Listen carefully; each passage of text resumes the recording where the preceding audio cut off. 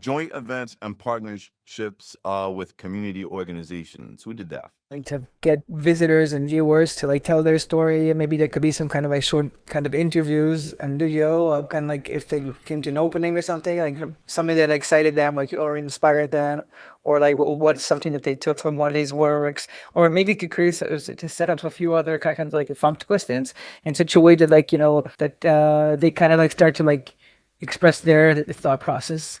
We did a night, I think a last storytelling, right, where we split up into groups and kind of did like a tour, an art tour, right? So myself, Arabella, and Kiana each had an artist, Okay. and each of us had a group, and we shared information about the art. I mean, because we all either like worked with the art, spoke with the artist, right?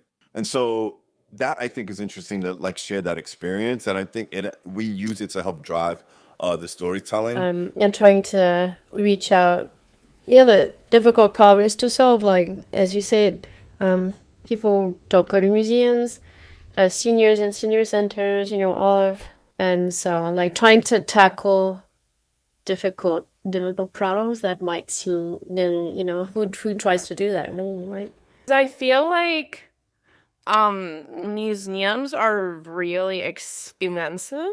Yeah, like just to put it very bluntly. And they require like memberships, and I think it can have all these like barriers to actually seeing art, which I think making an effort to kind of remove those to some extent is very like, I think it's a really good initiative. In contemporary art, is more explicit about it. You have a lot of writing in your art, for example. But even, in classic art, you do have a story. I think that's so come. I mean, storytelling. I used to do story time.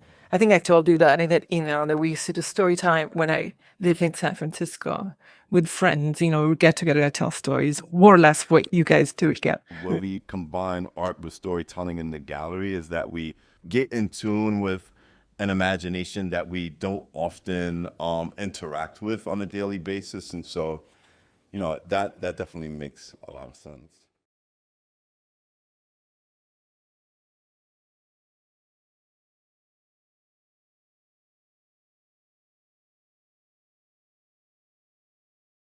In a way, like through the portrait night, we got to tell each other stories about ourselves. You know what I'm saying? Yeah.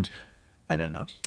I don't know. I mean, and for me personally, I just like want. I think like each person is like have a different relation to this like that. But I think for me, I would want it to be. I mean, the words that I care a lot about, I would want them to like bass and they be taken care of. Right, they be taken care of. Yeah. I know that right now it's kind of like you guys were only established a few years ago, and right now it's kind of just about like, what's the next event gonna feel like? So it's kind of a big picture question, but I really am so inspired to be here having these conversations with you, because when he and I talk, we talk about dreams for ways that, the art world could be dismantled and made new. And this is an example of an organization that's doing that.